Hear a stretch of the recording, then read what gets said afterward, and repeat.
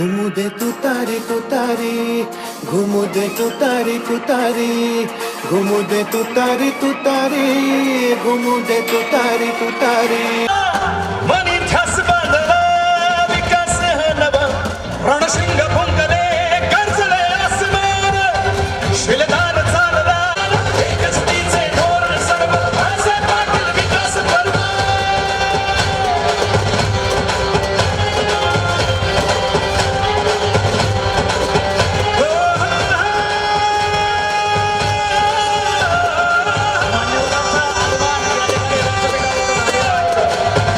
सभेच्या पूर्वी या ठिकाणी छत्रपती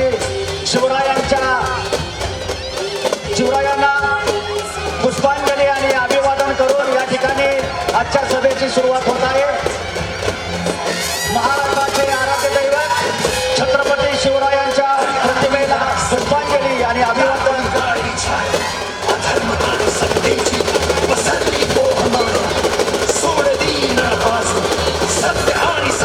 मंडपाच्या बाहेर काही कार्यकर्ते उभे आहेत.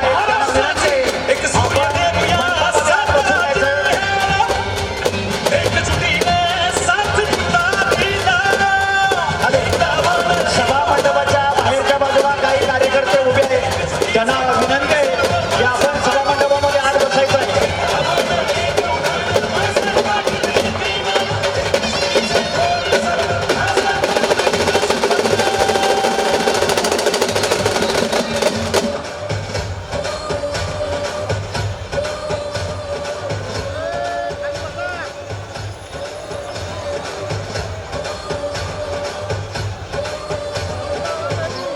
या ठिकाणी राष्ट्रवादी काँग्रेस पक्ष, शरदचंद्र पवार गट, शिवस्वराज्य यात्रेच्या निमित्तानं या ठिकाणी उपस्थित असलेले व्यासपीठावर मान्यवरांचं आगमन झालेलं आहे.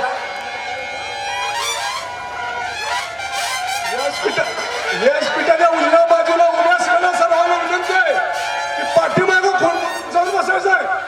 व्यासपीठाच्या उजव्या बाजूच्या माझे सर्व कार्यकर्त्यांना विनंती आहे सर्वांनी पाठीमागं जाऊन बसायचं आहे.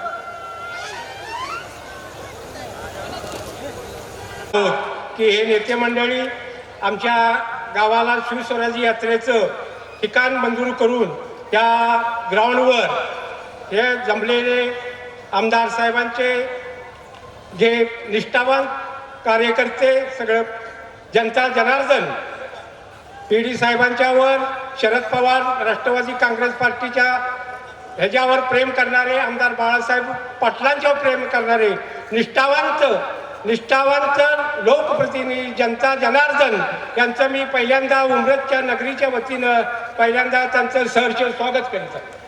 या शिवस्वराज्य यात्रेला याचे राष्ट्रवादी शरदचंद्र गटाचे अध्यक्ष माननीय श्री जयंत पाटील साहेब, ज्याचे संभाजी महाराजांचं ही सगळ्या जनतेला दाखवणारे आपले अमोलदादा कोल्हे साहेब खासदार, त्यानंतर खासदार श्रीनिवास पाटील साहेब, आमदार बाळासाहेब पाटील आणि मान्यवर उपस्थित सर्व पदाधिकारी, माजी आमदार, माजी खासदार, जनार्दन, सर्व जिल्हा परिषद सदस्य, पंचायत समिती सदस्य, कारखाने संचालक सर्व यांचं मी उमरज नगरीच्या वतीनं स्वागत करतो. ही सभा हे अजरामर झाली पाहिजे.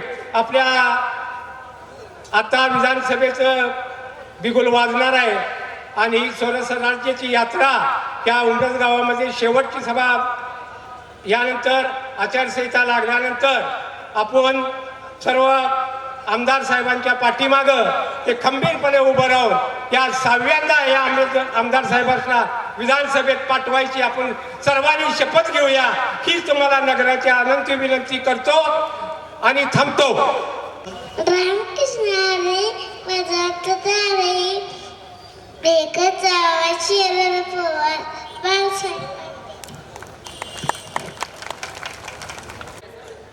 ज्यांनी महाराष्ट्रामध्ये कृषी औद्योगिक क्रांतीचा कलश, मंगल कलश आणला, ते या महाराष्ट्र राज्याचे पहिले मुख्यमंत्री स्वर्गीय यशवंतराव चव्हाण साहेबांच्या कर्मभूमीमध्ये या तालुक्याचे स्वर्गीय आदरणीय नेते PD पाटील साहेबांच्या नगरीमध्ये या कराड उत्तरमध्ये शिवस्वराज्य यात्रेचं या ठिकाणी आगमन होत आहे आणि या आगमनाच्या निमित्ताने मी सर्वप्रथम या ठिकाणी यांचं स्वागत करतो.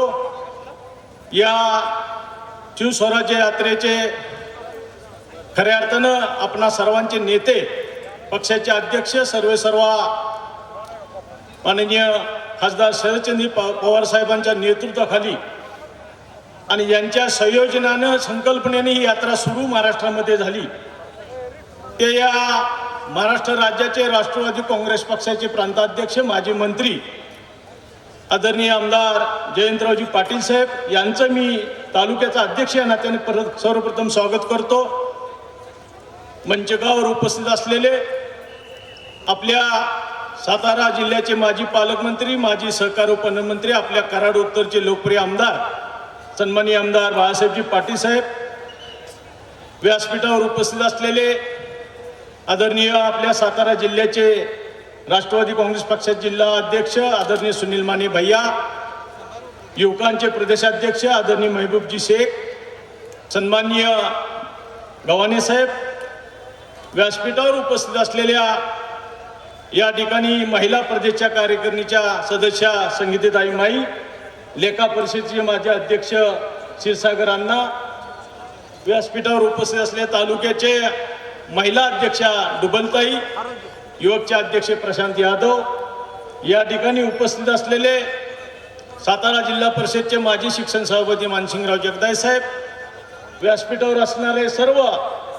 रहमतपूर नगरीचे नगराध्यक्ष कोरे साहेब, सर्व जिल्हा परिषद पंचायत समितीचे आजी माजी सदस्य, कारखान्याचे सर्व सह्याद्री कारखान्याचे सर्व आजी माजी संचालक, या कराड उत्तर मतदारसंघातून आपल्या तालुक्याचे माजी सभापती प्रणवजी ताटे, सर्व त्यांचे सहकारी, या ठिकाणी कराड उत्तर मतदारसंघातून आलेले सर्व सातारा, कोरेगाव, खटाव आणि कराड उत्तरचे सर्व विविध संस्थांचे पदाधिकारी, सर्व मान्यवर, या ठिकाणी सर्व सन्माननीय कार्यकर्ते, आदरणीय पवार साहेबांच्यावर आणि आदरणीय आमदार बाळासाहेब पाटील साहेबांच्यावर प्रेम करणारे सर्व तरुण युवक, सर्व ज्येष्ठ सहकारी, पत्रकार मित्र, उपस्थित सर्व बंधू भगिनींचं मी तालुक्याचा अध्यक्ष या नात्याने सर्वप्रथम स्वागत करतो. आज खऱ्या अर्थानं छत्रपतींच्या शिवनेरी किल्ल्यापासून या शिवस्वराज्य यात्रेची सुरुवात झाली आणि आज या कराड उत्तरमध्ये सातारा जिल्ह्यामध्ये जवळजवळ पाटणला सकाळी सभा झाली, आदरणीय सत्यजित पाटणकर साहेबांच्या मतदारसंघामध्ये, फलटणला झाली आणि आज आपल्या कराड उत्तर मतदारसंघामध्ये ही सभा होत असताना या ठिकाणी खऱ्या अर्थानं तुम्हा सर्वांचे नेते आदरणीय पवार साहेबांनी या महाराष्ट्रामध्ये, देशामध्ये दिशा देण्याचं काम केलं. शेतकऱ्यांचे कैवारी म्हणून ओळख आदरणीय पवार साहेबांच्या महाराष्ट्राला, देशाला आहे. आज या महाराष्ट्रामध्ये खऱ्या अर्थानं शेतकऱ्यांना दिलासा कोणी दिला असेल तर आदरणीय पवार साहेबांच्या माध्यमातून शेतकऱ्यांना कर्जमाफी मिळाली. आज आपण बघितलं असेल की महाराष्ट्रामध्ये कशा पद्धतीचं या ठिकाणी आज सत्तेवर असणारं सरकार आहे. आज या ठिकाणी संपूर्ण महाराष्ट्राला दिशाभूल करण्याचं, खिरापती वाटण्याचं काम चालू आहे. या ठिकाणी लाडकी बहीण योजना समोर आणली. मी एवढंच सांगेन, ज्या पद्धतीने या महाराष्ट्राच्या लेकी तुमच्या लाडक्या बहिणी, तशाच आमच्याही लाडक्या बहिणी आहेत. एका बाजूला तुम्ही आमच्या लाडक्या बहिणीला 1,500 रुपये देता, परंतु दुसऱ्या बाजूनं तुम्ही दिवाळीच्या तोंडावर तेलाच्या डब्याचे दर 1700 ने 2200 नेले, डाळीचे दर वाढवले, महागाई केली. आमच्या बहिणींना हे अभिप्रेत नाही आहे. आणि खऱ्या अर्थानं शिवस्वराज्य यात्रेचा ह्याच उद्देश आहे की या राज्यामध्ये चाललेली महागाई ही नष्ट झाली पाहिजे. आणि त्या दृष्टिकोनातून शिवस्वराज्य यात्रेच्या माध्यमातून आदरणीय प्रांताध्यक्ष साहेब असतील, या कार्यक्रमासाठी उपस्थित असणारे संसद रत्न डॉक्टर अमोलजी कोल्हे साहेब असतील, हे आपल्याला संबोधित करणार आहे. खऱ्या अर्थानं समाजाला अभिप्रेत असणारी कामं हे राष्ट्रवादी काँग्रेस पक्षाच्या माध्यमातून शरद पवार साहेबांच्या नेतृत्वाखाली या महाराष्ट्रामध्ये आपण लोकसभेला पाहिलं असेल की अतिशय चांगला निकाल या लोकसभेला महाराष्ट्रामध्ये दिला. अपवाद आमच्या सातारा जिल्ह्याचा वगळता आम्ही थोडं कुठंतरी कमी पडलो असेल अध्यक्ष साहेब, परंतु खऱ्या अर्थानं स्वाभिमानी जनता या ठिकाणी, सर्वसामान्य जनतेने या ठिकाणी आपल्याला झुकतं माप दिलं. केवळ एक ट्रॅम्पेट नावाच्या चिन्हामुळे 37,000 मतं गेली आणि आमच्या आदरणीय आमदार शशिकांत शिंदे साहेबांचा त्या ठिकाणी पराभव झाला. परंतु उद्याच्या महाराष्ट्र कसा असला पाहिजे, या महाराष्ट्राला खऱ्या अर्थातून महागाईच्या काळातून बाहेर काढण्याची काळाची गरज आहे. म्हणून आदरणीय पवार साहेब 85-86 वर्ष वय झालं तर या महाराष्ट्र पिंजून काढणारा नेता तुमच्या आमच्या पाठीशी खंबीरपणे उभा आहे. त्या नेत्याचे हात बळकट करण्याच्या दृष्टिकोनातून उद्याचा महाराष्ट्र हा महाविकास आघाडीच्या हातातच आला पाहिजे आणि येणार यामध्ये तीळ मात्र शंका नाही. परंतु तुम्हा आम्हा सर्वांची साथ या ठिकाणी मोलाची आहे. आज या तालुक्याचं नेतृत्व स्वर्गीय पी.डी. पाटील साहेबांच्या माध्यमातून झालं. गेले पाच टर्म 25 वर्ष या तालुक्याचं नेतृत्व आमदार बाळासाहेब पाटील साहेब करतात. त्यांच्या माध्यमातून या मतदारसंघामध्ये चौफेर विकास साधण्याचा प्रयत्न झालेला आहे. सातारा, कोरेगाव, खटाव, कराडा या तालुक्यामध्ये सर्वांगीण विकास साधण्याचं काम आदरणीय आमदार बाळासाहेब पाटील साहेबांनी केलेलं आहे. तरुणांना बरोबर घेऊन, युवकांना, ज्येष्ठांना बरोबर घेऊन जाणे त्यांची भूमिका आणि या भूमिकेच्या माध्यमातून अनेक विधाय कामं 25-15 असेल, DPDC असेल, कोयना भूकंप असेल, अनेक योजनेतून या मतदारसंघामध्ये अनेक विकास कामं झालेली आहेत. तरी सुद्धा या मतदारसंघामध्ये निवडणूक आली की काही मंडळी गुडघ्याला बाशिंग बांधून उभे असतात. आदरणीय अध्यक्ष साहेबांना मी सांगू इच्छितो की समोरच्यांचं या ठिकाणी परिवर्तन यात्रेचं काम चालू आहे. परंतु मी त्यांना एवढंच ठासून सांगतो, परिवर्तनाची कराड उत्तरमध्ये गरज नाहीये. ज्याचं वर्तन चांगलं आहे तिथं परिवर्तनाची गरज नसते.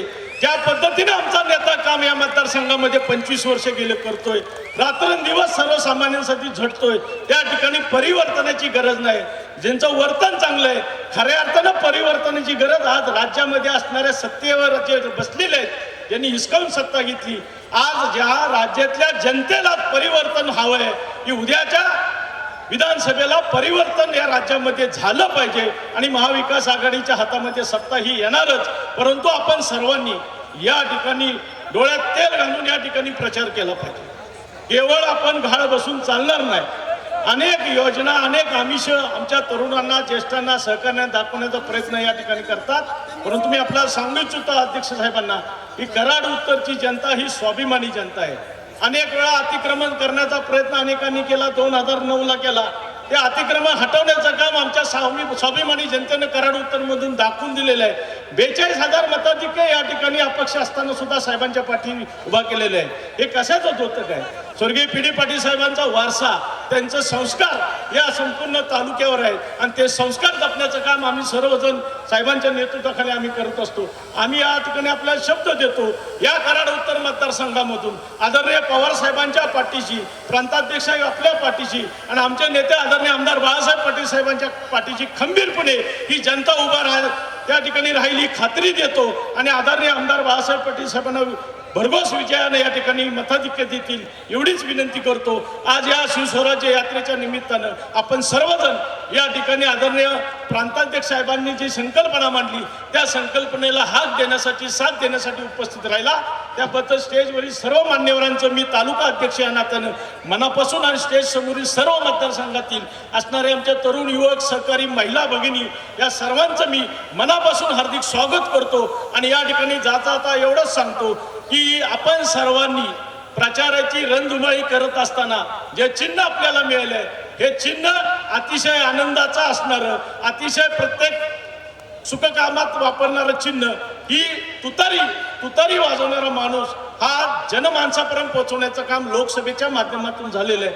त्यामुळं आपल्याला अधिकचा प्रचार करत असताना एवढंच आपण सर्वात ठेवायचं लक्षात नाही, रामकृष्ण हरी वाजवा तुतारी आणि घरोघरी तुतारी वाजली पाहिजे एवढाच निर्णय आणि निर्धार पक्का करूया हीच विनंती करतो आणि आपल्या सर्वांची रजा घेतो. जय हिंद, जय महाराष्ट्र, धन्यवाद. जय राष्ट्रवादी काँग्रेस. धन्यवाद. यानंतर घुमू दे तुतारी तुतारी, घुमू दे तुतारी तुतारी, घुमू दे तुतारी तुतारी. महाराष्ट्राचा हुंकार, थरथर दिल्लीचा दरबार. महाराष्ट्राचा हुंकार, थरथर दिल्लीचा दरबार. यानंतर तुतारी तुतारी, यानंतर आनंद, यानंतर माननीय संभाजी झेंडे पुनश्च एकदा सर्व मान्यवरांचं हार्दिक हार्दिक स्वागत. या ठिकाणी सर्वच मान्यवर आहेत, सर्वांचं स्वागत. कराड उत्तर मतदारसंघात उपस्थित असलेले जिल्हा परिषदचे आजी माजी सदस्य, पंचायत समितीचे आजी माजी सदस्य, सर्व गावचे सरपंच उपसरपंच, सर्व सन्माननीय सदस्य, विविध कार्यकारी सोसायटीचे चेअरमन, व्हाईस चेअरमन व संचालक सभासद, दूध संस्था सहकारी संस्थाचे पदाधिकारी, सह्याद्री साखर कारखान्याचे आजी माजी संचालक, संपूर्ण मतदारसंघातून आलेले ज्येष्ठ श्रेष्ठ तरुण कार्यकर्ते, महिला भगिनी, राष्ट्रवादी काँग्रेस शरदचंद्र पवार गटावर प्रेम श्रद्धा आणि विश्वास असलेले आपण सर्व सन्मान्य कार्यकर्ते यांचं पुनश्च एकदा हार्दिक हार्दिक स्वागत. आणि यानंतर मी विनंती करतो त्या बाजूला उभे राहिलेल्या सर्व कार्यकर्त्यांनी विनंती आहे, कृपया बसून घ्या. यानंतर ही शिवस्वराज्य यात्रा सुरू झाली आणि शिवनेरीला शिवछत्रपतींचा आशीर्वाद घेऊन ही शिवस्वराज्य यात्रा गेले 1.5-2 महिने झाले महाराष्ट्रातल्या वेगवेगळ्या विधानसभेमध्ये जातीये.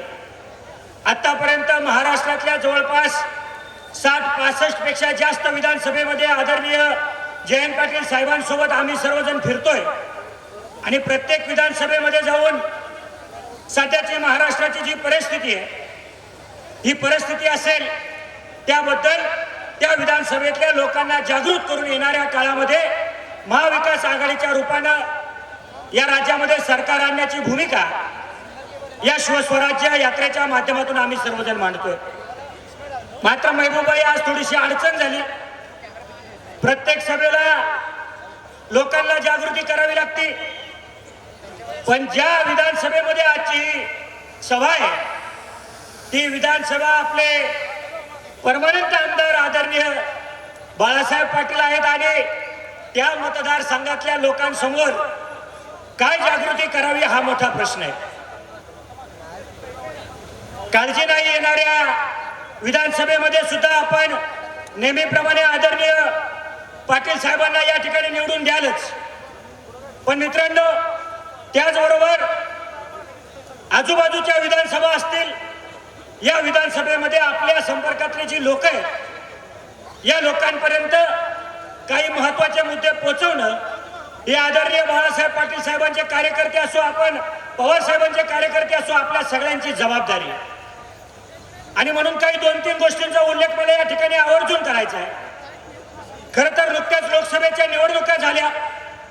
आदरणीय पवार साहेबांच्या मार्गदर्शनाखाली आदरणीय जयंत पाटील साहेबांच्या सूक्ष्म अशा नियोजनामुळं घवघवीत असं यश या महाराष्ट्रामध्ये तुम्हाला आम्हाला मिळालं.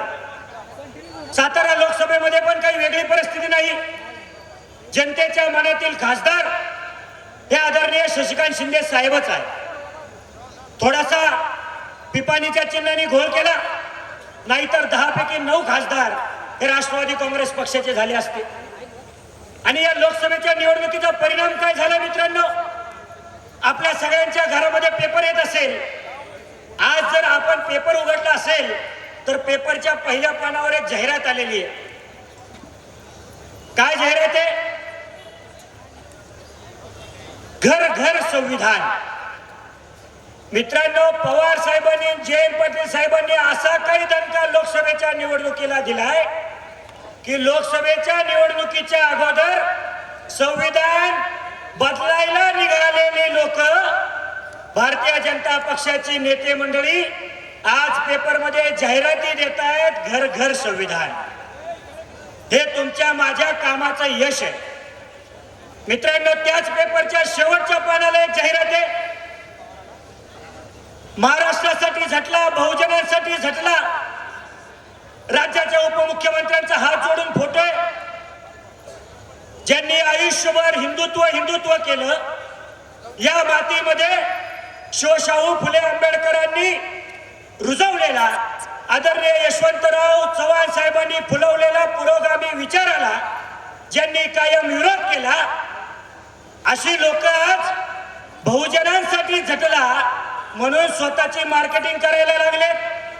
मित्रांनो हा तुमच्या माझ्या पुरोगामी विचारांचा विजय.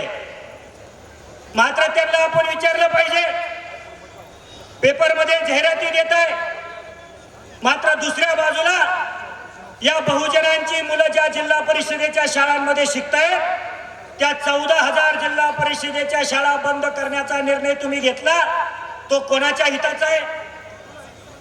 ज्या जिल्हा परिषदेच्या शाळांमध्ये आमची लेकरं शिकतात त्या जिल्हा परिषदेच्या शाळांमध्ये कंत्राटी शिक्षक नेमण्याचा GR 2 आठवड्यापूर्वी याच सरकारने काढला. खरं तर राज्यातल्या प्राथमिक शिक्षकांचं मी अभिनंदन करेल. 2 आठवड्यापूर्वी या राज्यातल्या सगळ्या प्राथमिक जिल्हा परिषदेच्या शाळा बंद ठेवून राज्यातील प्राथमिक शिक्षकांनी सरकारच्या या निर्णयाला विरोध दर्शवला. ज्या जिल्हा परिषदेच्या शाळांमध्ये तुमची माझी मुलं शिकतायत त्या जिल्हा परिषदेच्या शाळेतल्या मुलांना साधा गणवेश या सरकारला देता आला नाही. का देता आला नाही? टक्केवारीचं सरकार आहे. प्रत्येक गोष्टीमध्ये यांना पैसे पाहिजेत. पहिली योजना होती की मुख्याध्यापकांनी शाळेच्या स्तरावर गणवेश वाटायचे. मुख्यमंत्र्यांनी योजना आणली, सगळ्या राज्यातल्या मुलांच्या गणवेशाचं कापड राज्य सरकार विकत घेणार, त्याचे गणवेश बनवणार, मग मुलांना वाटणार. योजना फसली.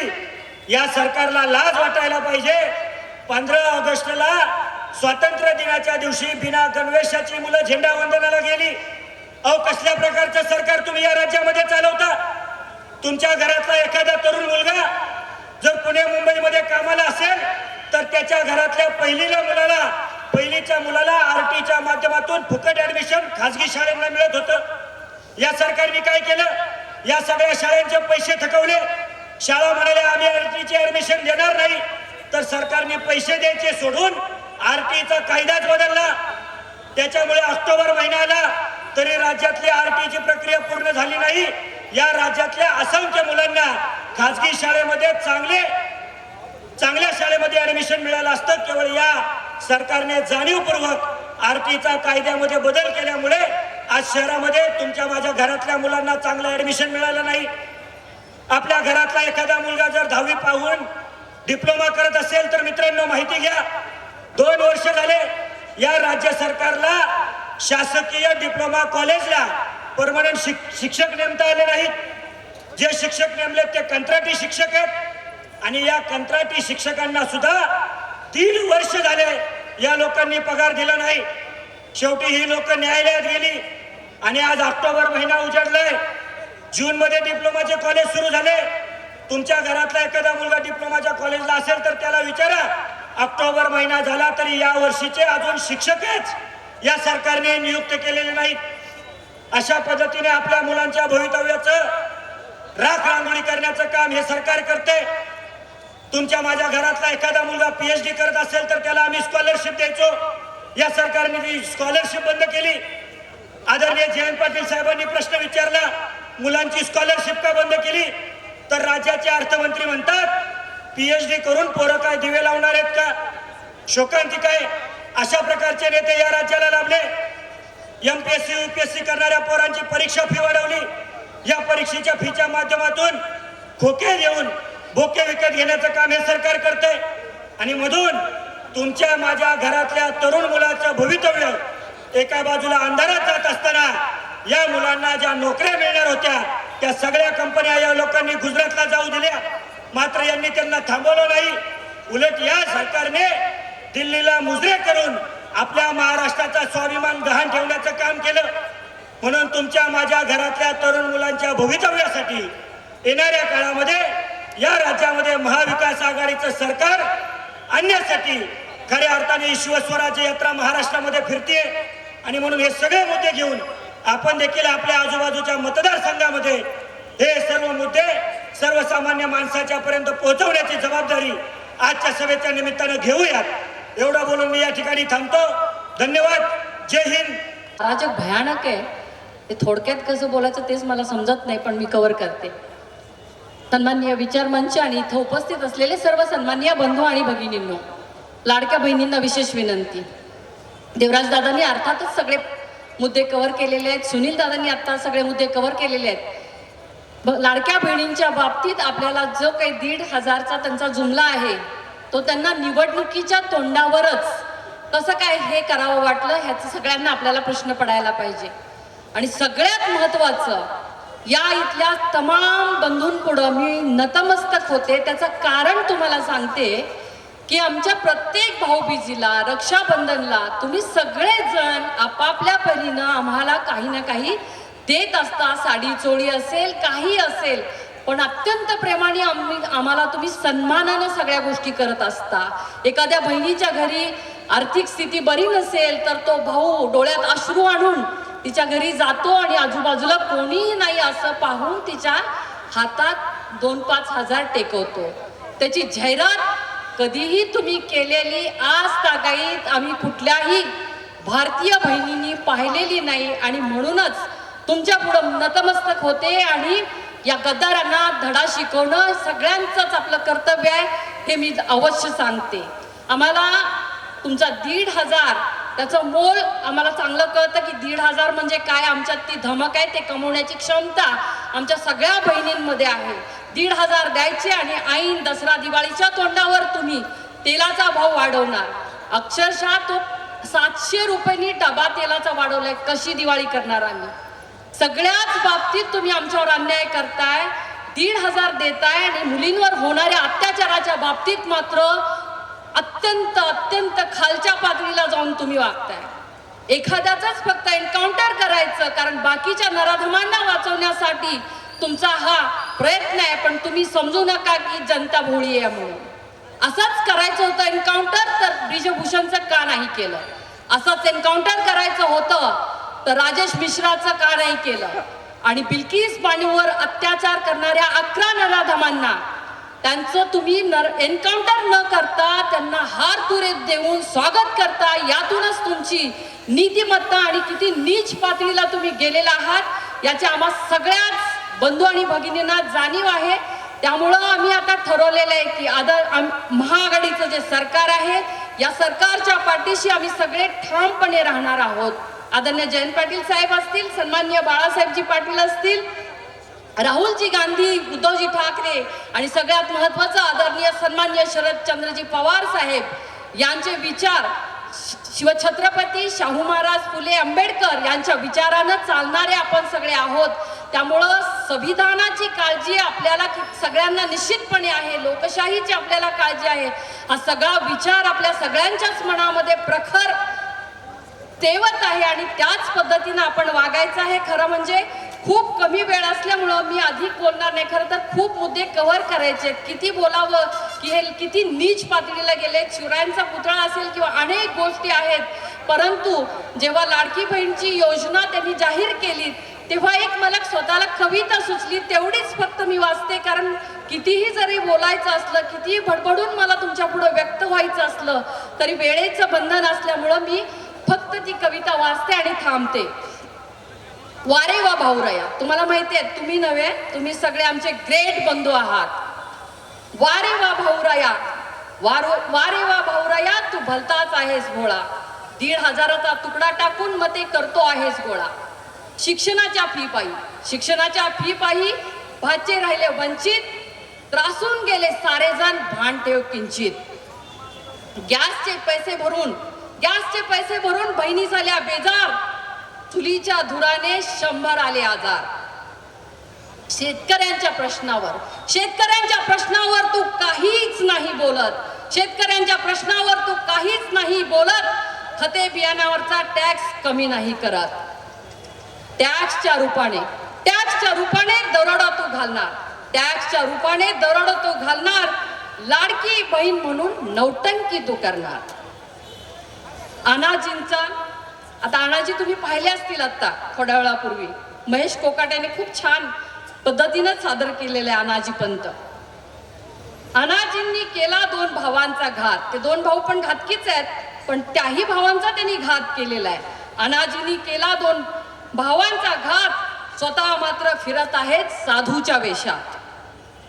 आवळा देऊन कोहळा काढण्यात आहेस तू हुशार. बहिणी नाहीत भोळ्या दादा, गुवाहाटीला हो पशार.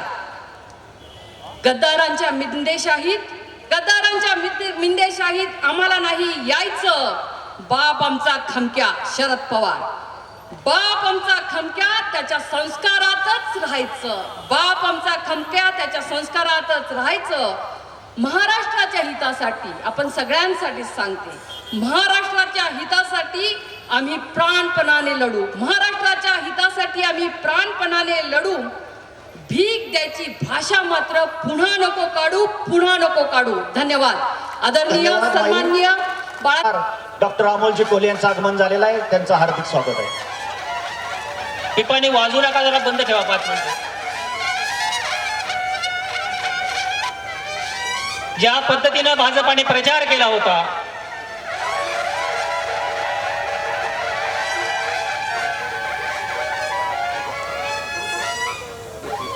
थोडं शांत व्हावं. ओळखर असतील, त्यांची जी विचारधारा आहे, ही विचारधारा या देशामध्ये अनेक वर्ष या राज्यघटनेला आव्हान देते. राज्यघटना मोडण्याचं काम, तोडण्याचं काम हीच राज्यघटना करते. फटाके वाजवू नयेत कृपया, कार्यकर्त्यांना विनंती आहे. यानंतर विजय कोलते माजी जिल्हा परिषद अध्यक्ष पुणे यांचं स्वागत मान्य सुधीर जाधव माजी सरपंच उमरज यांनी करायची विनंती करतो. त्याचबरोबर मान्य सत्यजित पाटणकर यांचं स्वागत विजय कुरकुटे यांनी करावयाची मी त्यांना विनंती करतो. यानंतर महबूब शेख प्रदेशाध्यक्ष युवक राष्ट्रवादी काँग्रेस यांना विनंती करतो, आपण आपलं मनोगत व्यक्त करावं.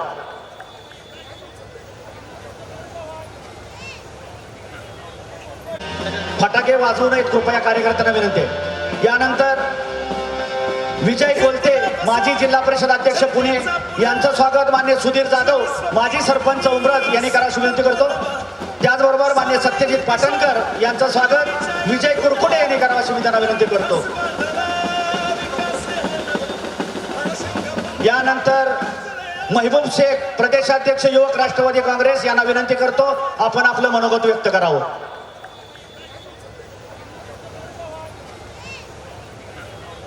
पावन शिवजन्मभूमीतून 9 ऑगस्ट क्रांतीदिनी शिवस्वराज्य यात्रेची सुरुवात झाली.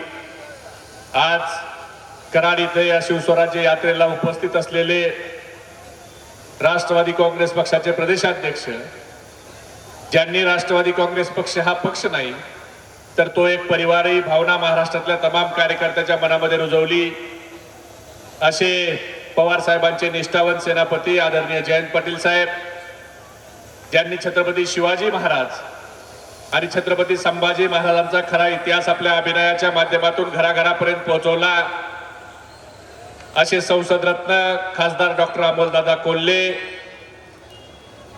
आपल्या सर्वांचे लाडके नेते आणि महाराष्ट्राचे माजी मंत्री आदरणीय बाळासाहेब पाटील साहेब, जिल्ह्याचे अध्यक्ष सुनीलजी माने साहेब, विद्यार्थीचे अध्यक्ष सुनील गव्हाणे, सामाजिक न्यायाचे अध्यक्ष पंडितराव कांबळे, सत्यजित दादा, माई साळुंके आणि उपस्थित सर्वच मान्यवर, सर्वांची मी माफी मागतो.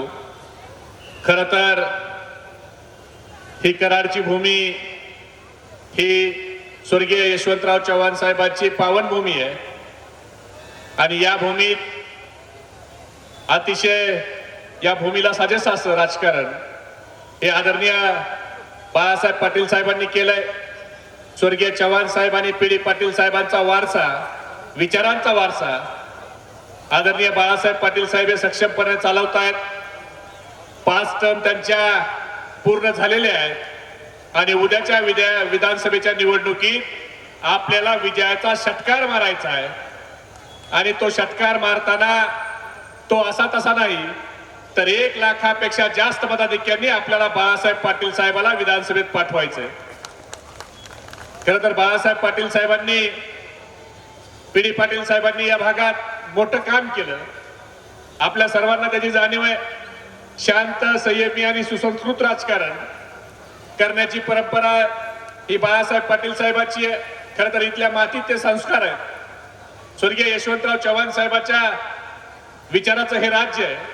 पण आपण बघतो या राज्यात आता कशा पद्धतीचं फोडाफोडीचं राजकारण चाललंय, कशा पद्धतीनं ईडी सीबीआयचं राजकारण चाललंय, कशा पद्धतीनं सत्तेचा वापर करायचा, सत्तेची मस्ती दाखवायची, मगरुरी दाखवायची आणि त्या माध्यमातून विरोधी पक्षाला नामोहरम करायचं, हे एक कलमी कार्यक्रम सध्याच्या सरकारकडून त्या ठिकाणी करण्यात येतोय. आज आदरणीय शरदचंद्रजी पवार साहेबांचा पक्ष हा पक्ष नुसता फोडला नाही तर तो पक्ष चोरला. आदरणीय पवार साहेबांनी राष्ट्रवादी काँग्रेस पक्ष नावाचा पक्ष स्थापन केला 25 वर्ष तो पक्ष मोठा केला आणि आदरणीय साहेबांच्याकडून त्यांचा पक्ष चोरून घेतला. स्वर्गीय बाळासाहेब ठाकरेंच्याकडून त्यांच्या मुलाकडून त्यांचा शिवसेना हा पक्ष चोरून घेतला. म्हणजे ईडी सीबीआयचा धाक दाखवायचा आणि पक्ष चोरायची प्रथा ही या ठिकाणी आता चालू आहे. हा महाराष्ट्र उघड्या डोळ्याने बघतोय. आदरणीय पवार साहेबांना ज्या वेळेला सगळे लोक सोडून जात होती, अगदी कुटुंबातली देखील लोक आदरणीय पवार साहेबांना सोडून जात होती, त्यावेळेला आम्हाला अभिमान आहे की आदरणीय बाळासाहेब पाटील साहेब हे पवार साहेबांच्या पाठीशी खंबीरपणाने त्या ठिकाणी उभा राहिले आणि कोणत्याही परिस्थितीत स्वर्गीय चव्हाण साहेबांच्या विचाराची साथ सोडणार नाही ही भूमिका आदरणीय बाळासाहेब पाटील साहेबांनी घेतली. खरं तर मागच्या लोकसभेत आपण बघितलं कशा पद्धतीनं पैशाचा महापूर या ठिकाणी संबंध महाराष्ट्राच्या राजकारणामध्ये आला. मुळात हे पैसे आले कुठून? मुळात एवढे मोठे पैसे सत्ताधारी पक्षाकडे येतात कुठून याचा विचार करण्याची आवश्यकता आहे. मित्रांनो, आज महागाई वाढली, बेरोजगारी वाढली. नीती आयोगाने सांगितलं की महागाईचा दर हा 11% वाढलाय आणि अशी परिस्थिती असताना 2 वर्षापूर्वी जे गद्दार सरकार सत्तेवर आलं त्या सरकारनं वेदांता फॉक्सकॉन नावाचा प्रकल्प, ज्या प्रकल्पाच्या माध्यमातून आपल्या महाराष्ट्रामध्ये 1,58,000 कोटीची गुंतवणूक येणार होती, आपल्या महाराष्ट्रातल्या युवकांना 2 लाख युवकांना नोकरी मिळणार होती, तो प्रकल्प यांनी उचलला, गुजरातला घेऊन गेले. टाटा एअरबसचा प्रकल्प गुजरातला, सॅफ्रॉनचा प्रकल्प गुजरातला, हिऱ्याचा व्यापार गुजरातला, सिंदूरचा पाणबुडीचा प्रकल्प गुजरातला, फिल्मफेअर अवॉर्ड गुजरातला, रिझर्व्ह बँकेचं मुख्यालय गुजरातला. अगदी 15 दिवसापूर्वी नाशिकमध्ये होणारा महिंद्राचा इलेक्ट्रिक कारचा प्रकल्प देखील या लोकांनी गुजरातला नेला. अरे मग सगळं जर गुजरातला न्यायचं असेल तर मतदान मागायला देखील भारतीय जनता पार्टीवाल्यांनो तुम्ही गुजरातलाच जा. महाराष्ट्रामध्ये मत मागायचा तुम्हाला नैतिक अधिकार नाही. तुम्ही गुजरातला सोन्याची लंका करा, आमचं त्याच्याविषयी काही म्हणणं नाही. पण गुजरातला उद्योगाचा पेटारा देताना आमच्या महाराष्ट्राच्या युवकाच्या हातात तुम्ही बेरोजगारीचा कटोरा देताय. हे जे तुमचं वागणं आहे हे बरं नाही. गुजराती चाकरी करण्यासाठी तुम्ही महाराष्ट्राच्या युवकाची हक्काची भाकरी चोरताय. हे चित्र मित्रांनो आपल्याला बदलायचंय. आज काय चाललंय? आज महागाई वाढली, बेरोजगारी वाढली, म्हणून आता या लोकांनी लोकसभेच्या निवडणुकीत ओबीसी मराठा वाद लावायचा प्रयत्न केला. आता हिंदू मुस्लिम वाद लावायचा प्रयत्न करतायत.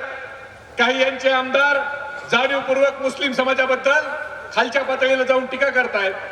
जे लोक आता जातीपातीचं राजकारण करतायत त्या लोकांना मला एवढंच सांगायचंय की ना मंदिर की बात हो ना मस्जिद की बात हो, ना मंदिर की बात हो ना मस्जिद की बात हो, युवा बेरोजगार है पहले उसके निवालों की बात हो. मेरे नींद को दिक्कत ना भजन से है ना अजान से है, मेरे नींद को दिक्कत ना भजन से है ना अजान से है, मेरे नींद को दिक्कत मरते हुए जवान और खुदकुशी करते किसान से है. आज शेतकरी आत्महत्या करतोय, जवान मरतोय, पण हे सरकार जाती जातीमध्ये भांडण लावण्यामध्ये व्यस्त आहे. मित्रांनो, बोलण्यासारखे भरपूर आहे, पण आपल्याला जयंत पाटील साहेबांचं आणि अमोल दादांचं ऐकायचंय, बाळासाहेब पाटील साहेबांचं ऐकायचंय.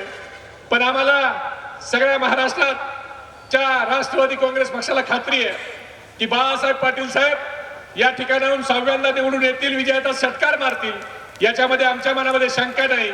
पण निवडून येताना बाळासाहेब पाटील साहेबाला यावेळी निष्ठेने जे बाळासाहेब पाटील साहेब वाईट काळात पवार साहेबांच्या सोबत राहिले त्या बाळासाहेब पाटील साहेबांना आपल्याला 1 लाखापेक्षा जास्त मताधिक्याने निवडून द्यायचंय का? एवढा कमी आवाज, असं कसं चालेल? द्यायचंय का 1 लाखापेक्षा जास्त मताधिक्य?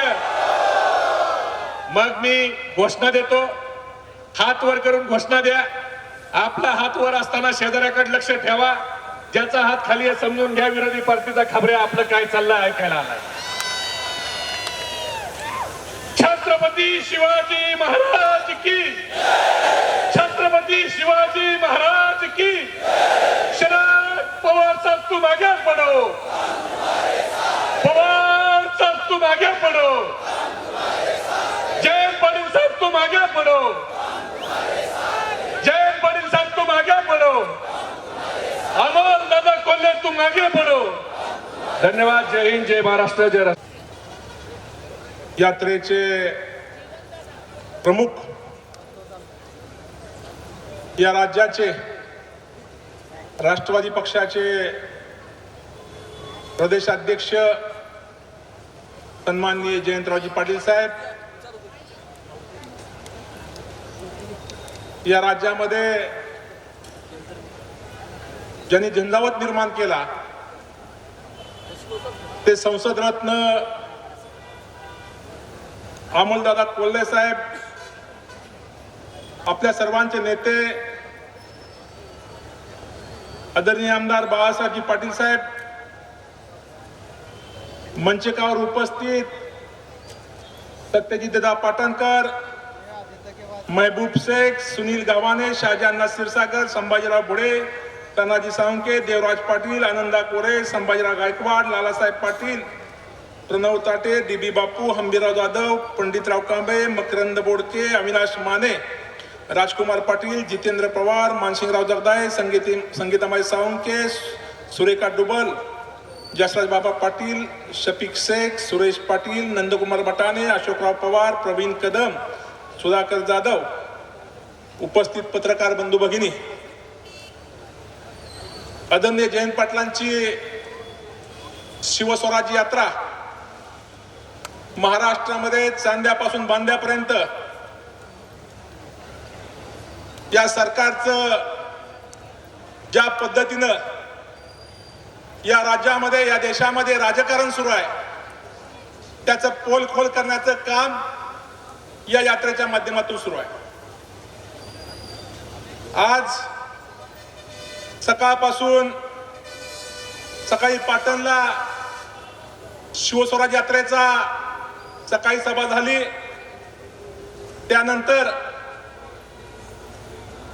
पलटणमध्ये आपल्या सर्वांचे लाडके नेते, या देशाचे नेते आदरणीय पवार साहेबांच्या उपस्थितीमध्ये सातारा जिल्हा राष्ट्रवादी काँग्रेस अजित पवार गटाचे जिल्हाध्यक्ष सन्माननीय संजूराजे नाईक निंबाळकर साहेब, फलटण कोरेगावचे आमदार सन्माननीय दीपक चव्हाण साहेब, त्यांच्या असंख्य कार्यकर्त्या बरोबर राष्ट्रवादीमध्ये प्रवेश केला. कोल्हे साहेब, आपला पक्ष फुटला त्यावेळेला काही लोकांचे मला फोन आले की सुनील माने साहेबांचे किती दिवस आहेत, तुमचा निर्णय चुकतोय, तुम्ही आमच्यावर या. जी माणसं आज बोलली तीच माणसांचा निर्णय चुकला हे आदरणीय पवार साहेबांनी सिद्ध केलेला आहे. पवार साहेब या देशाचे कसदार शेतकरी आहेत. त्यांना माहित आहे हवा कशी फिरवायची, पाऊस कधी पडायचा, पीक कसं आणायचं. खऱ्या अर्थानं महाराष्ट्राच्या देशाच्या राजकारणामध्ये आदरणीय पवार साहेब हा शेवटचा महाराष्ट्रातला दुवा आहे की जो नेता दिल्लीला त्या ठिकाणी डोळे दाखवू शकतो. आज या ठिकाणी शिवस्वराज यात्रेनिमित्त जर आपण बघितलं तर या सरकारनं या महाराष्ट्रामध्ये स्वर्गीय चव्हाण साहेबांची भूमी आहे. आदरणीय चव्हाण साहेबांनी या राज्याचा मंगल कलश आणला. त्याच महाराष्ट्राच्या राजकारणामध्ये चिखल करण्याचं काम भारतीय जनता पार्टीनं केलंय. आज त्या ठिकाणी काय परिस्थिती आहे, शेतकरी सुखी नाही, युवक सुखी नाही, उद्योगपती सुखी नाहीत, तरुण सुखी नाही, महिला सुरक्षित नाहीत. या राज्यामध्ये एकही घटक की त्या ठिकाणी त्या घटकाचं या सरकारबद्दल मत चांगलं नाही. आज जर परिस्थिती बघितली, भाजपला पडली मताची कडकी, भाजपला पडली मताची कडकी म्हणून आठवली बहीण लाडकी. कोल्हे साहेब, त्यांना मताची कडकी पडली. 4 वर्षात 3 वर्षामध्ये भारतीय जनता पार्टीला या महाराष्ट्रातल्या बहिणी काटवल्या नाहीत. ज्यावेळी मताच्या लोकसभेमध्ये या राज्यामध्ये महाविकास आघाडीच्या 31 सीट निवडून आल्या, त्यावेळी त्यांना वाटलं की आता काही खरं नाही, मग काहीतरी जुमला केला पाहिजे. त्या ठिकाणी राजकारणामध्ये जुमला करणं हे भारतीय जनता पार्टीचा जन्मसिद्ध हक्क आहे. आज मित्रांनो, तुमची माझी जबाबदारी मोठी आहे. या राज्यामध्ये महाविकास आघाडीचं सरकार येणार आहे, त्यामध्ये कुठलीही शंका नाही. परंतु त्या सरकारमध्ये तुमचे माझे नेते आदरणीय बाळासाहेब पाटील असले पाहिजेत. त्यासाठी त्यांना प्रचंड मतानं त्या ठिकाणी निवडून दिले पाहिजे. आपण का साहेबांच्या पाठीमागून राहायचं? राजकारणामध्ये एक विचार घेऊन, राजकारणामध्ये एक आदर्श राजकारणी कसा असावा याचं एक मूर्तिबंत उदाहरण आदरणीय बाळासाहेब पाटलांच्या माध्यमातून आपण सगळे बघतोय. राजकारणासाठी खोटं बोलायचं, राजकारणासाठी चुकीचं करायचं, हे बाळासाहेब पाटलांच्या राजकारणामध्ये कधीही जमलं नाही. स्वर्गीय चव्हाण साहेबांनी जी परंपरा घालून दिली, ती परंपरा आदरणीय पीडी साहेबांनी जपली, तीच परंपरा आदरणीय बाळासाहेब पाटील जमतात. त्या ठिकाणी काही लोक आमच्यावर टीका करतात, बरोबर आहे, त्यांची आमची बरोबर होऊ शकत नाही. त्यांचं जर चारित्र्य बघितलं, त्यांची राजकीय प्रवास बघितला, तर त्यांची आणि साहेबांची कशी बरोबरी होईल? त्या ठिकाणी राजकारणामध्ये नेत्याची निष्ठा कशी असली पाहिजे. महाराष्ट्रामध्ये आदरणीय पवारसाहेब एकटे पडले, त्यावेळेला बाळासाहेब पाटलांना फोन आला की तुम्ही आमच्या सरकारमध्ये या, तुम्हाला आमच्या सरकार मला पाठिंबा द्या, तुम्हाला आम्ही मंत्री करतो. साहेबांनी एकाच वाक्यात उत्तर दिलं, मी चव्हाण साहेबांच्या मतदारसंघात येतोय आणि चव्हाण साहेबांच्या विचाराची कधीही कृतज्ञपणा माझ्या जीवनामध्ये राजकीय होणार नाही. हा नेता तुमचा माझा आहे. त्यामुळे आपण त्या ठिकाणी आपल्या सर्वांची जबाबदारी की चांगल्या पद्धतीने त्या ठिकाणी आदरणीय साहेबांच्या मागं उभं राहिलं पाहिजे. या ठिकाणी या सरकारचं जर एकंदरीत कारभार बघितला तर त्या ठिकाणी मी सकाळपासून आदरणीय जयंत पाटील साहेबांच्या बरोबर, कोल्हे साहेबांच्या बरोबर होतो. सकाळपासून भारतीय जनता पार्टीचे आमदार, एकनाथ शिंदे शिवसेनेचे आमदार आणि राष्ट्रवादीच्या पक्षातले गेलेले आमदार, जवळपास 50 आमदारांचा फोन आलाय. महाराष्ट्राची हवा बदलली, साहेब आमची चूक झाली, आमचं राजकीय अस्तित्व धोक्यात आहे, आम्ही माफी मागतो, आम्हाला राजकारणामध्ये आश्रय द्या. द्यायचा का आश्रय? द्यायचा का? कोल्हे साहेब, लोकांची भूमिका काय? या राज्यामध्ये राष्ट्रवादी पक्षानं 10 सीट उभ्या केल्या, त्यापैकी 8 सीट आपण खासदार म्हणून संसदेमध्ये पाठवल्या. महाराष्ट्राच्या राजकारणामध्ये 80% स्ट्राईक रेट असणारा तुमचा माझा एकमेव पक्ष राष्ट्रवादी पक्ष आहे. त्यामुळं खऱ्या अर्थानं जयंत पाटील साहेब, तुमच्या आदरणीय पवार साहेबांच्या पडत्या काळामध्ये आपण साहेबांच्या बरोबर खंबीर उभं राहिला आणि त्या ठिकाणी सातत्यानं महाराष्ट्रामध्ये सांध्यापासून बांध्यापर्यंत राष्ट्रवादी पक्षाची भूमिका असेल, आदरणीय साहेबांची भूमिका असेल, हे सांगण्याचं काम केलं. मी आज तुम्हाला या ठिकाणी खूप बोलणं उचित नाही. आपण सर्वांनी येणाऱ्या इलेक्शनमध्ये पवार साहेबांच्या विचाराच्या पक्षामागे ठाम राहिलं पाहिजे. आदरणीय पवार साहेब कृषी मंत्री झाले, 71,000 कोटीची कर्जमाफी करण्याची भूमिका आदरणीय साहेबांनी घेतली. पवार साहेब कृषी मंत्री झाले, सामान्य शेतकऱ्याला 12-13% मिळणारे कर्ज त्या ठिकाणी 0% देण्याची भूमिका घेतली. पवार साहेब या राज्याचे मुख्यमंत्री असताना देशामध्ये तुमचं माझं पहिलं राज्य आहे की ज्या राज्यानं महिला सबलीकरण धोरण राबवलं. या देशामध्ये मंडल आयोगाची निर्मिती झाली. त्या ठिकाणी मंडल आयोगाच्या माध्यमातून मंडल आयोगाची स्वीकारणी करण्याची भूमिका देशामध्ये पहिल्यांदा महाराष्ट्राने घेतली. साय असेल, माय असेल, कुंभार असेल, लव्हार असेल, सुतार असेल, सर्व जातीच्या माणसांना राजकारणामध्ये संधी मिळाली पाहिजे, ती आदरणीय पवार साहेबांनी भूमिका घेतली. ज्या महिलांच्या हाती पाळण्याची दोरी होती, त्या महिलांच्या हाती ध्वजाची दोरी देण्याचं काम आदरणीय पवार साहेबांनी केलं. पंचायत समितीमध्ये, जिल्हा परिषदमध्ये, ग्रामपंचायतमध्ये, नगरपालिकेमध्ये महिलांना राजकारणामध्ये सन्मान देण्याचं काम आदरणीय पवार साहेबांनी केलं. तुम्हाला सन्मान पाहिजे का 1,500 रुपये, 1,500 रुपये पाहिजेत? काय पाहिजे? सन्मान पाहिजे ना. या महाराष्ट्रामध्ये सर्वात जास्त अत्याचार महिलांच्यावर या सरकारच्या काळामध्ये झाले. जर आपण भारतीय जनता पार्टीचा इतिहास बघितला तर लोकसभेमधले 90 खासदार आहेत की ज्या खासदारांचं त्या ठिकाणी विनयभंगाचे गुन्हे त्यांच्यावर नोंद आहेत. मी आज या ठिकाणी सर्वांना पक्षाच्या वतीनं स्वागत करतो. आदरणीय जयंत पाटील साहेब, या जिल्ह्यामध्ये हवा बदलली. ज्यावेळी पक्ष फुटला त्यावेळी पक्षाची अवस्था अशी होती महबूब की कोण येतंय कोण जातंय. आता जिल्हाध्यक्ष म्हणून माझी कॉलर टाईट झाली. सगळी माणसं फोन करतात, साहेबांशी जोडून द्या, साहेबांना सांगा, साहेबांची समजूत करा. जे जे गेले ते सर्व नेते आदरणीय पवार साहेबांच्या पक्षात येण्यात तयार झाले. हे महाराष्ट्राचा इतिहास आहे. आज आपण सर्वजण एवढ्या मोठ्या संख्येने उपस्थित राहिला त्याबद्दल सर्वांचं मनापासून अभिनंदन करतो, आभार मानतो. आणि जेवढी गर्दी साहेब इथं आहे तेवढीच गर्दी पाठीमागं आहे. आपण या ठिकाणी आदरणीय बाळासाहेब पाटलांना पाठिंबा देण्यासाठी आलात त्याबद्दल पक्षाचा अध्यक्ष नात्याने सर्वांचं मनापासून अभिनंदन करतो आणि घोषणा देतो, देश का नेता कैसा हो, देश का नेता कैसा हो, पवार जैसा हो. या महाराष्ट्रामध्ये चव्हाण साहेबांच्या नंतर पवार साहेबांना आपण प्रेम केले.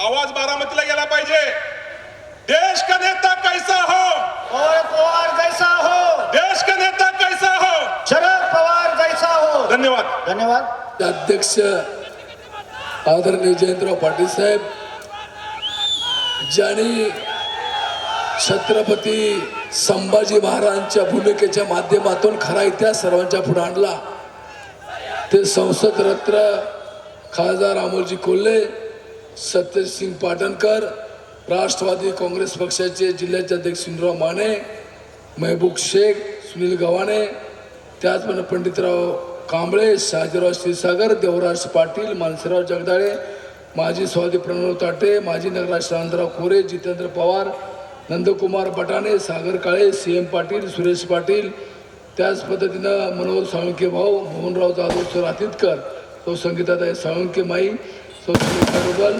संभाजीराव गायकवाड, अशोक पवार, आंबेराव जाधव मामा, सोमनाथ जाधव, DB जाधव, पहलवान अजित जाधव, सुधाकर जाधव, जयंत जाधव, प्रशांत यादव, सर्व या ठिकाणी उपस्थित असलेले कराड उत्तर आणि या जिल्ह्यात आलेले सर्व ज्येष्ठ मंडळी, तरुण सहकारी, पत्रकार बंधू आणि भगिनींनो, शिवस्वराज यात्रा 2 महिन्यापासून या महाराष्ट्रामध्ये सुरू आहे.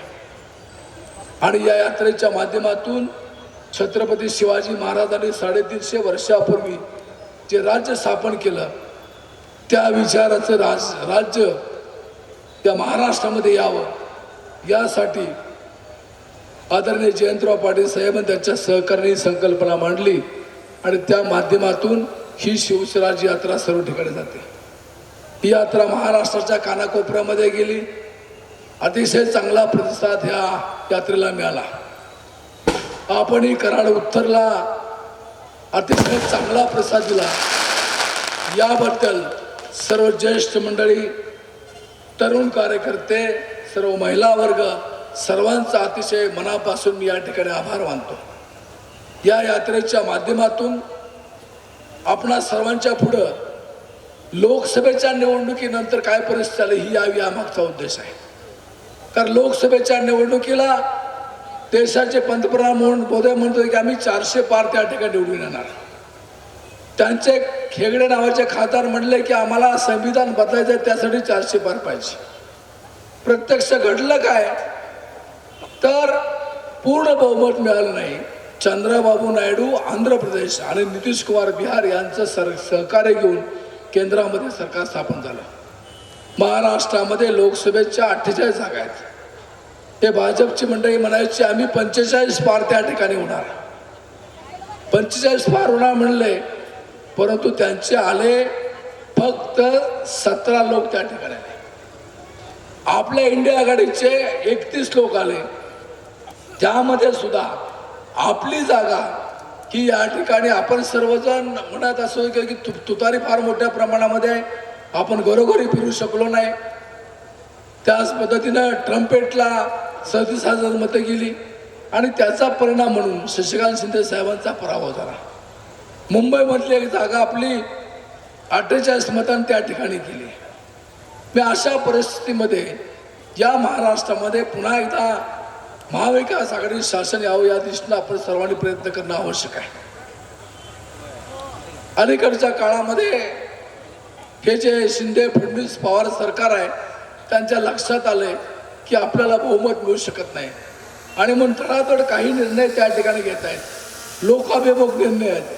ठीक आहे त्या ठिकाणी, परंतु मी एक आपल्याला सांगतो की कोणती योजना भविष्यामध्ये महाविकास आघाडी सरकारचा आम्ही बंद करणार नाही. प्रश्न फक्त एवढा आहे की गोडे तेलाचा भाव काय होता, खोबऱ्याचा भाव काय होतो, आपण जीएसटी किती भरतो, ट्रॅक्टरवर जीएसटी किती भरतो, सिमेंटवर जीएसटी किती भरतो, याचा विचार सुद्धा आपला सर्वांना या ठिकाणी करायला पाहिजे आणि त्या दिशेनं आपण सर्वांनी प्रयत्न करावा. कैलासवासी यशवंतराव चव्हाण साहेबांच्या विचाराचा हा करार उत्तर मतदारसंघ, हा मतदारसंघ एका विशिष्ट विचारधारेवर अवलंबून आहे. पुरोगामी विचारानं जाणारा हा मतदारसंघ आहे आणि सर्व जाती धर्माच्या लोकांना पुढे घेऊन जाण्याची भूमिका या मतदारसंघाची आहे. नवीन मतदारसंघाची पुनर्रचना झाली, त्यामध्ये सुधाकर पी डी पाटील साहेब, बाबासाहेब पार्लेकर अशा सारखी अनेक दिग्गज मंडळी होती. जो भाग आपल्यामध्ये समावेश झाला त्यामध्ये भाऊसाहेब महाराज होते, भाऊसाहेब गुदगे होते, कैलासवासी शंकरराव जगताप त्या ठिकाणी होते. विचाराची बैठक या मंडळीने कधी सोडली नाही. पण दुर्दैवानं या सरकारनं अलीकडच्या काळामध्ये जर आपण पाहिलं तर द्वेषाचं राजकारण करण्याचा प्रयत्न हा मोठ्या प्रमाणामध्ये त्या ठिकाणी केला जातो. द्वेषाचं राजकारण करायचं आणि काहीतरी टीका टिप्पणी करायची अशा प्रकारची प्रवृत्ती या ठिकाणी आहे. अनेक घटना आपण पाहिल्या. आपण छत्रपती शिवाजी महाराजांना आदर्श मानतो, त्यांच्या विचाराने या राज्याचं कामकाज सुरू आहे. देशामध्ये स्वतःचा उल्लेख हा आवर्जून केला जातो आणि त्या शिवाजी महाराजांचा पुतळा मालवणला उभा केला नौदलाच्या माध्यमातून. का उभा केला तर लोकसभेला त्या ठिकाणी नारायण राणे यांना अडचण आहे आणि म्हणून तो 35 फुटाचा पुतळा उभा केला. निवडणूक झाली, नारायण राणे निवडून आले, पण 8-9 महिन्यानंतर तो पुतळा पडला. पुतळा पडल्यानंतर राग येणं साहजिक आहे. लोकांनी टीका केली, ते म्हणले यात राजकारण आणू नका, यात कुणी राजकारण आणू नका. का राजकारण आणू नका? तुम्ही राजकारणासाठी पुतळा उभा केला. पुतळा उभा करत असताना माझा काही पुतळे उभे करण्यामध्ये सहभाग आलेला आहे. कला संचालनालय त्याला मान्यता देते, त्याची जाडी किती असावी, त्यामध्ये फुलांचं मटेरियल किती असावं, हे सगळं त्या ठिकाणी ठरलेलं असतं. आणि असं असताना निवड राजकारणासाठी अशा प्रकारचं काम या मंडळीने केलं. बदलापूरची घटना घडली, ती घटना घडल्यानंतर सुद्धा हे म्हणले राजकारण कृपा करू नका. का राजकारण करायचं नाही? लोकांना राग येण्यासारखी घटना त्या ठिकाणी घडली. आणि असं असताना मग फार आपण हे बघतो, एखाद्या रस्त्याने आपण निघालो आणि उद्दिष्टापर्यंत जात असताना मध्ये एखादा पूल असला तर तो पूल जर पाडला तर आपण उद्दिष्टापर्यंत जाऊ शकत नाही.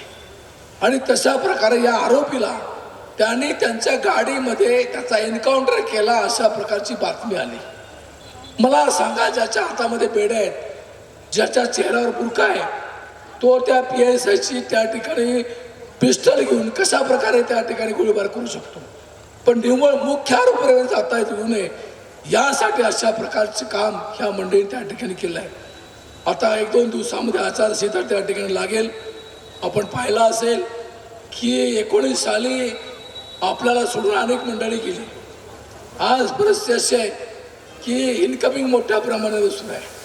इथं आता काही मंडळी व्यासपीठावर आलेली होती, आपण बघितलं असेल. ती मंडळी आदरणीय जयंत पाटील साहेबांना भेटून गेली. त्यापैकी एक व्यक्ती माझ्यावर आमदार होती. मी त्यांना म्हटलं स्कार्फ गळ्यात घालू का तुमच्या? म्हटले थांबा, गडबड करू नका, मी विचार केला आहे. म्हणजे राष्ट्रवादी काँग्रेस पक्ष आदरणीय पवार साहेबांच्या पाठीशी उभा राहायची भूमिका या राज्यामध्ये सर्व ठिकाणी त्या ठिकाणी आहे. मला आपण सातत्यानं सह्याद्री कारखान्याच्या माध्यमातून, विधानसभेच्या माध्यमातून काम करायची संधी दिली. एक आदर्श कारखाना उभा करायचा प्रयत्न मी केला. आपणा सर्वांच्या मागणीवरून कारखान्याची विस्तार वाढ स्वतःमध्ये त्या ठिकाणी घेतली. अल्पावधीमध्ये ते काम त्या ठिकाणी पूर्ण होईल आणि सर्व शेतकऱ्यांना न्याय देण्याची भूमिका त्या ठिकाणी राहील. त्याचप्रमाणे विधानसभेच्या माध्यमातून जो निधी येतो, आमदार फंड असेल, कोयना भूकंप असेल, डोंगरी विकास निधी असेल, बजेटची कामं असतील, जिल्हा लेवलची कामं असतील, ही सर्व कामं आपण त्या ठिकाणी पूर्ण केली. मी कुणावर टीका करते असं समजू नका, पण उद्या तुम्ही जर कलेक्टर ऑफिसमध्ये चौकशी केली तर आमदार बाळासाहेब पाटलांचा 100% निधी खर्च झालेला आहे. माझा निधी त्या ठिकाणी कुठलाही परत गेलेला नाही. आणि जाऊ नये अशी मी दक्षता घेतली आहे.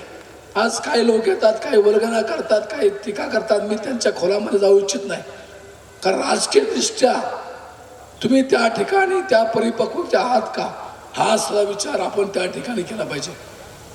हा मतदारसंघ एका विशिष्ट विचारधारेवर नाही. मला विशेषतः आदरणीय पवार साहेबांनी मंत्रिपदाची संधी दिली, या जिल्ह्याचे पालकमंत्री आणि सहकार व पणन विभागाची जबाबदारी दिली, त्याच्या माध्यमातून काही प्रश्नाला मी न्याय देऊ शकलो. शिंदे फडणवीस सरकार आल्यानंतर आपल्या काही कामाला स्थगिती मिळाली, ती स्थगिती आपण न्यायालयामध्ये जाऊन त्या ठिकाणी उठवली आणि ती कामं सुद्धा सुरू आहेत.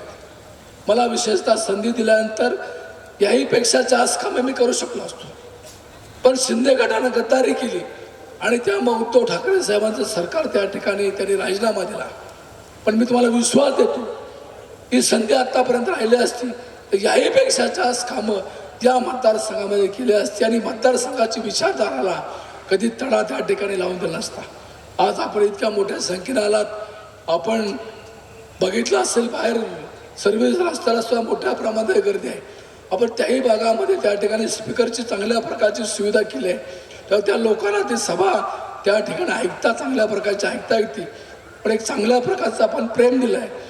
भविष्यामध्ये येणाऱ्या निवडणुकीमध्ये आपण पुन्हा एकदा मला या मतदारसंघाची सेवा करायची संधी द्यावी, अशा प्रकारची अतिशय नम्रपणे आपल्या सर्वांना विनंती करतो. आपल्या ज्या ज्या अपेक्षा आहेत त्या निश्चित पूर्ण केल्या जातील. मी राजकीयदृष्ट्या आज या ठिकाणी बोलू इच्छित नाही, परंतु मी एक सांगतो की तुम्ही मला राजकारण शिकवलं, तुम्ही मला सर्व डावपेच शिकवले आहेत. मी वेळ प्रसंगी किती आक्रमक होईल हे जर प्रसंग आला तर आपणा सर्वांच्या पुढे त्या ठिकाणी सांगेन. एवढंच या ठिकाणी सांगतो आणि माझे 2 शब्द संपवतो. माझा आवाज थोडा त्या ठिकाणी बसलेला आहे, आता माझा आवाज आपणच आहात, एवढंच या ठिकाणी सांगतो, थांबतो. जय महाराष्ट्र. तुळजाभवानी उभ्या हिंदुस्थानचा आराध्य दैवत छत्रपती शिवाजी महाराज आणि छत्रपती शिवाजी महाराजांनी या महाराष्ट्राच्या मातीतल्या माणसाला जगावं कसं हे शिकवल्यानंतर याच मातीतल्या माणसाला शेवटच्या श्वासापर्यंत स्वाभिमानानं लढावं कसं हे शिकवणारे छत्रपती संभाजी महाराज यांच्या पवित्र स्मृतींना अभिवादन करतो. आजच्या या शिवस्वराज्य यात्रेच्या कराड मधल्या सभेसाठी मंचावर उपस्थित असणारे निष्ठा, स्वाभिमान आणि लढवय्येपणा याचं महाराष्ट्रातलं एक मूर्तिमंत प्रतीक बनलेले राष्ट्रवादी काँग्रेस शरदचंद्र पवार पक्षाचे प्रदेशचे अध्यक्ष नामदार जयंतरावजी पाटील साहेब, माननीय सत्यजितजी पाटणकर, युवकांचे प्रदेशचे अध्यक्ष महबूबभाई शेख, विद्यार्थीचे प्रदेशचे अध्यक्ष सुनीलजी गव्हाणे, सामाजिक न्यायाचे प्रदेशाध्यक्ष पंडितजी कांबळे, जिल्ह्याचे अध्यक्ष सुनीलजी माने, संभाजीराव झेंडे, शहाजी क्षीरसागर, देवराजजी पाटील, मानसिंगरावजी जगदाळे, प्रणवजी ताटे, प्रशांतजी यादव, आनंदा कोरे, जितेंद्र पवार, सागर काळे, नंदकुमारजी, राजकुमार पाटील, शफिक शेख, संगीता साळुंखे, मकरंद बोडके आणि खरं तर ज्यांनी भाषणात सांगितलं आवाज बसलाय, पण साहेब हा आवाज बसलेला नाही, निष्ठेचा आवाज हा महाराष्ट्राच्या कानाकोपऱ्यात पोचलाय. ते ज्यांच्या विजयाचा षटकार मारण्यासाठी तुम्ही सगळेजण आतुर आहात, तो सह्याद्रीचा वाघ नामदार बाळासाहेबजी पाटील, सर्व पत्रकार बांधव, आपण सगळेच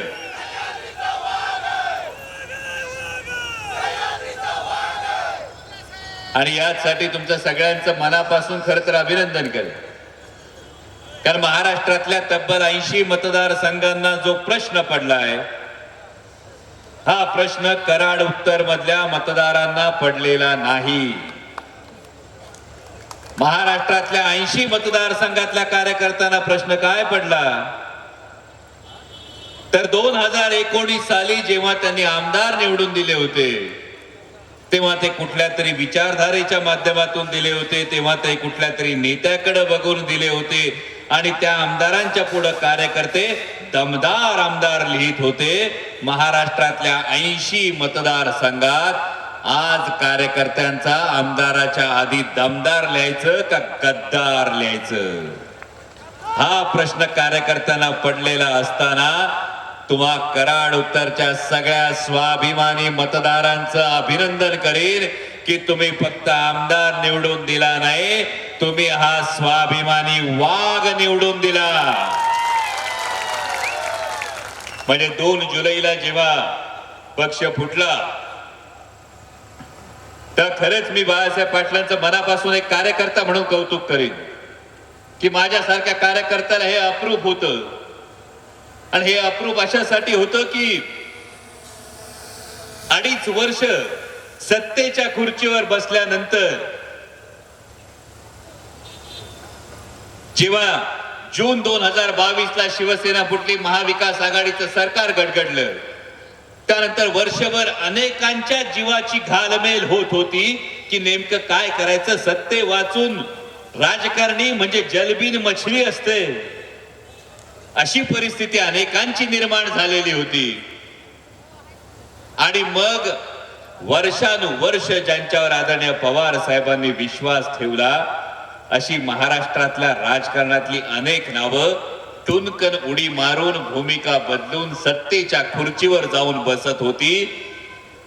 आणि मंत्रिपदाची कारकीर्द निष्कलंकपणे आदरणीय पवार साहेबांच्या विचाराने, आदरणीय चव्हाण साहेबांच्या विचारानं घालवणारा हा सह्याद्रीचा वाघ बाळासाहेब पाटलांनी सत्तेची नाही स्वाभिमानाची वाट निवडली, याचा माझ्यासारख्या कार्यकर्त्याला अभिमान आहे. कारण आज कराडच्या भूमीत उभं राहून बोलत असताना एक वेगळी नैतिक जबाबदारी, कारण स्वर्गीय यशवंतराव चव्हाण साहेबांचा वसा आणि वारसा लाभलेली ही भूमी आहे. म्हणजे एक सुसंस्कृत प्रगल्भ राजकारण कसं असतं, पुरोगामी विचार कसा पुढे न्यायचा, आणि हे करत असताना समाजातल्या शेवटच्या रांगेत उभ्या असलेल्या शेवटच्या माणसाचा सकारात्मक दृष्टीनं विचार कसा करायचा, या व्यासंगी राजकारणाचा वस्तुपाठ जर उभ्या देशात कुणी घातला असेल तर तो या कराडच्या भूमीने घातला, तो स्वर्गीय यशवंतराव चव्हाण साहेबांनी घातला. इतकंच नाही तर याच भूमीमध्ये जेव्हा स्वार्थ की स्वाभिमान हा फार मोठा प्रश्न निर्माण झाला होता स्वराज्याच्या काळामध्ये, छत्रपती शिवाजी महाराजांचं देहावसान झालं होतं. ते देहावसान झाल्यानंतर इथंच तळबीडला एक कटकारस्थान शिजवणाऱ्यांनी एक बैठक केली असेल. याच भूमीमध्ये कटकारस्थानांनी कदाचित बैठकीचे पाश फेकले होते. सरसेनापती हंबीरराव मोहित्यांसाठी हे पाश फेकले होते. हे पाश फेकल्यानंतर सांगण्यात आलं होतं, सख्खा भाचा गादीवर बसतोय, फितुरी करा, संभाजी राजांना जेरबंद करा, पण अभिमान आहे या मातीचा की या मातीतल्या सरसेनापती हंबीरराव मोहित्यांनी बाजू घेतली, ती स्वराज्य निष्ठेची बाजू घेतली, ती स्वार्थाची बाजू घेतली नाही. आणि म्हणून काल खर तर सरकारने जो ITI कॉलेजला सरसेनापती हंबीरराव मोहित्यांचं नाव दिलं, त्यानंतर मनात प्रश्न निर्माण झाला, कुठल्याही संस्थेला सरसेनापती हंबीरराव मोहित्यांचं नाव देण्याविषयी खरंच काहीही कुणाच्या मनात किंतु परंतु होण्याचं कारण नाही, पण नाव कोण देतंय? अरे ज्या सरसेनापती हंबीरराव मोहित्यांनी स्वराज्याला प्राधान्य दिलं, ज्या सरसेनापती हंबीरराव मोहित्यांनी महाराष्ट्र हिताला प्राधान्य दिलं, त्यांचं नाव महाराष्ट्राचा स्वाभिमान दिल्लीच्या पायावर गहाण टाकणाऱ्या एक फूल दोन हात सरकारने द्यावं, याची खंत मात्र मनात नक्की आहे. कारण या सरकारनं नेमकं केलं काय? आतापर्यंत वाटत होतं चप्पल विकत घेता येते, बाजारात विकली जाते का नाही चप्पल, शर्ट विकला जातो का नाही बाजारात, ज्या बाजारात चप्पल विकली जाते, शर्ट विकले जातात, या महाराष्ट्राने पाहिलं 50 खोके माणसं, नेते मंत्री सुद्धा विकले जातात, हे या महाराष्ट्रानं पाहिलं. आणि म्हणून तुमच्यावर जबाबदारी मोठी आहे. मगाशी बाळासाहेब पाटलांनी सांगताना सांगितलं, आमदार म्हणून त्यांनी केलेल्या कर्तव्याचा उल्लेख केला, त्यांनी निधीचा उल्लेख केला, पण आज महाराष्ट्रभर आज ही 63वी सभा आहे शिवस्वराज्य यात्रेची, आणि 62 सभा महाराष्ट्राच्या कानाकोपऱ्यात आदरणीय जयंत पाटील साहेबांच्या नेतृत्वामध्ये शिवस्वराज्य यात्रेच्या घेतल्यानंतर खरोखर या गोष्टीविषयी खात्री आहे की या वेळची निवडणूक ही वेगळी असणार आहे. या वेळची निवडणूक ही केवळ कामांवर नाही, या वेळची निवडणूक ही केवळ विकास निधीवर नाही, या वेळची निवडणूक असणार आहे ती निष्ठेवर असणार आहे, ती स्वाभिमानावर असणार आहे, ती महाराष्ट्र धर्माची निवडणूक असणार आहे. आणि या महाराष्ट्राचं हित ज्या एक पूल दोन हात सरकारने सातत्याने दिल्लीच्या पायावर गहाण ठेवलं, म्हणजे माणसाला माणसात ठेवलं नाही, जात जातीत ठेवली नाही, धर्म धर्मात ठेवला नाही. मगाशी महबूब भाईंनी सांगितलं निवडणुकीच्या तोंडावर वेगवेगळी विधानं होतात. ही वेगवेगळी विधानं झाल्यानंतर कुठंतरी जाती जाती धर्मात तेढ निर्माण करण्याचा प्रयत्न होतो. कशासाठी करताय सगळं?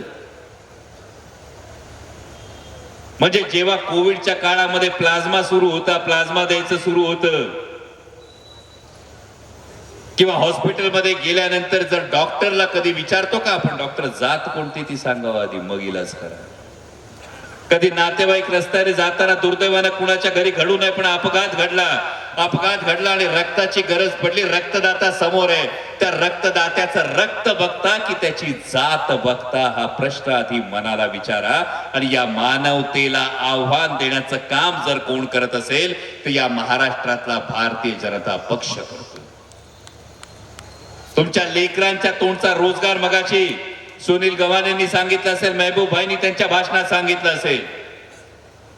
Vedanta Foxconn bulk drug park तब्बल 5.5 लाख कोटींची महाराष्ट्रात येणारी गुंतवणूक ही हातोहात गुजरातला गेली. हातोहात गुजरातला गेलेली असताना विकासासाठी सत्तेची बाजू घेणाऱ्या टुनकनोडी मारून बसणाऱ्या एक पूल दोन हात मधल्या सरकारपैकी एकालाही वाटलं नाही की जाब विचारावा, डोळे वर करून जाब विचारावा की माझा महाराष्ट्राच्या तरुणांच्या नशिबातला रोजगार तुम्ही सरसकट गुजरातच्या पायावर कसा घालता. एवढंच कशाला, आता एका मागून एक योजनांचं पेव फुटलंय. या योजनांचं पेव फुटत असताना आता कदाचित शिधा पण आला असेल. आला का शिधा? आपल्याच पैशाचे, आपलंच येते, घ्यायला विसरू नका, पण घेतल्यानंतर आतलं पाकिट बघायला विसरू नका. त्यामध्ये म्हणे रवा आहे, मैदा आहे, बेसन आहे, पण रवा मैदा बेसनाचं पाकिट बघितलं नाही. कोपराला गुळ त्यांनी कायम लावलेलं आहे, पण रवा मैदा बेसनाचं जेव्हा पाकिट बघा, त्या पाकिटाच्या मागची कंपनी बघायला विसरू नका. ही कंपनी गुजरातची आहे, वडोदऱ्याची कंपनी आहे. ही त्या पाकिटावर लिहिलेली कंपनी आहे. म्हणजे पैसा तुमचा, माल येणार तुमच्याकडं, पण पैसा जाणार तो गुजराती व्यापाऱ्यांच्या हातात. एवढी लाचारी ही महाराष्ट्राच्या सरकारची झाली. महाराष्ट्राला तर गृहमंत्री आहेत की नाही हा प्रश्न निर्माण झाला.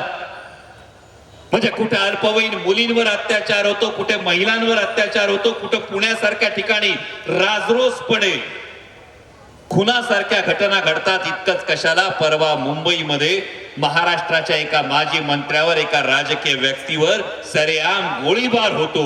आणि एवढं होत असताना महाराष्ट्राचे गृहमंत्री मात्र ऍक्शन मोड मध्ये दिसत नाही, फक्त पेपराच्या जाहिरातीवर पहिल्या पानावर दिसतात. आणि पहिल्या पानावर दिसत असताना आता बाकीच्यांची तर गोची झाली. म्हणजे मला वाटतं बाळासाहेब पाटील इकडे बहुतेक गुलाबी जॅकेटवाले येतीलच. आले का नाही गुलाबी जॅकेटवाले अजून? सध्या थोडी धाकधूक आहे. नाही, खरं सांगतो, पत्रकार बांधवांना माहिती आहे नाही, इकडं का तिकडं त्यापेक्षा वेगळे. कारण हरियाणामध्ये जे काही झालं, तुम्ही सगळ्यांनी बारकाईने पाहिलं असेल. हरियाणामध्ये दुष्यंत चौताला यांचा एक पक्ष होता आणि मुख्यमंत्री पदासाठी 2019च्या निवडणुकीमध्ये दुष्यंत चौताला यांनी भारतीय जनता पक्षाची वाट धरली होती. उपमुख्यमंत्री पद टिकवलं होतं, मिळवलं होतं. आज परिस्थिती अशी आहे, दुष्यंत चौताला यांच्या पक्षाचा एकही आमदार निवडून आलेला नाही. जे हरियाणात झालं ते महाराष्ट्रात होणार नाही, हे कशावरून? हा प्रश्न गुलाबी जॅकेटवाल्यांना पडल्याशिवाय राहणार नाही. कारण त्यांनी मध्ये यात्रा सुरू केली होती, पण गुलाबी जॅकेटवाल्यांच्या यात्रेची गंमत अशी आहे की शिवस्वराज्य यात्रा जशी सुरू होते तशी गर्दी वाढत चालली आहे. आणि गुलाबी जॅकेटवाल्यांची यात्रा जशी जशी पुढे जाते तशी मागचा एक एक डबा इकडे येऊन जयंत पाटील साहेबांना फोन करतोय, येऊ का येऊ, येऊ का येऊ, येऊ का येऊ. ही परिस्थिती जर निर्माण झाली असेल तर यामध्ये थट्टेचा विषय नाही, यामध्ये महाराष्ट्राचा डीएनए काय आहे, महाराष्ट्राचे संस्कार काय हे लक्षात घेणं गरजेचं आहे.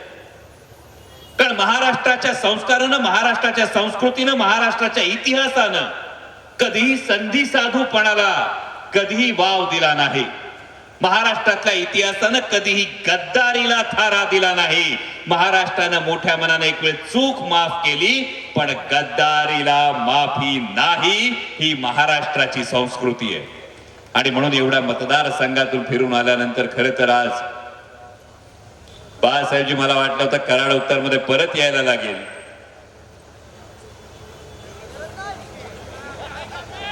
हा शिक्कामोर्तब तुतारी वाजणार 100%. आमदार बाळासाहेब पाटलांचा विजय असो. ही केवळ शिवस्वराज्य यात्रेची नाही, ही आदरणीय बाळासाहेब पाटील यांच्या विजयाची खात्री देणारी सभा आहे. आणि म्हणून तुमच्या प्रत्येकाच्या खांद्यावर जबाबदारी आहे की कराड उत्तर मधून तुतारी अशी वाजली पाहिजे की गद्दारीचा विचार करणाऱ्यांच्या मनात धडकी भरली पाहिजे, अशी तुतारी वाजली पाहिजे. हीच तुम्हाला कळकळीची विनंती करतो आणि तुमची रजा घेतो. धन्यवाद. जय शिवराय. शहाजीराव क्षीरसागर, आनंदराव कोरे, मानसिंगराव जगदाळे, जसराज पाटील, देवराज पाटील, संगीताताई साळुंखे, मकरंद बोडके, शफिक शेख, राजकुमार पाटील. नावं बऱ्याच लोकांची घेता येतील, पण वेळेअभावी सर्वच व्यासपीठ आणि बंधू भगिनींनो, मगासपासून आपण सगळ्यांची भूमिका ऐकली आणि ही भूमिका शिवस्वराज्याची घेऊन आम्ही आज कराड उत्तर मध्ये आलेलो आहोत. 8 ऑगस्टला शिवनेरीच्या पायथ्यापासून या यात्रेची सुरुवात झाली. अजून 2 दिवस ही यात्रा होणार आहे. पण बाळासाहेब पाटलांचं अभिनंदन केलं पाहिजे की आमच्या महाराष्ट्रात ज्या काही मोठ्या सभा झाल्या त्यामध्ये ही प्रचंड मोठी सभा ही बाळासाहेब पाटलांच्या नेतृत्वाखाली आपण सगळ्यांनी आयोजित केली. आपल्या सर्वांना माझ्या आधीच्या सगळ्या वक्त्यांनी सगळे मुद्दे सांगितलेले आहेत. आपण सगळे स्वर्गीय यशवंतराव चव्हाण साहेब आणि पी डी पाटील साहेबांच्या